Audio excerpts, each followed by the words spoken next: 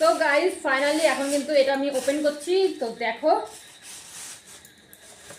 এর মধ্যে একটা এই কোটো নেওয়া আছে, এটা হচ্ছে গিয়ে মশলাদানির কোটো, সব সংসারের জিনিস কেনা হয়েছে মেলাতে। আর মেলা তো দেখতেই পেলে তোমরা কত বড় মেলার কত লোক হয়েছে।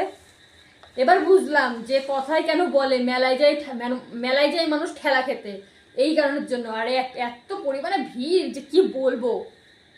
তো দেখো এই মশলাদানি কোটোটা নেওয়া হয়েছে, সব মা কিনেছে সংসারের জিনিস। আর এই যে এই ঝুড়িটা আমার খুব পছন্দ হয়েছে, তাই এই ঝুড়িটা কেনা হয়েছে।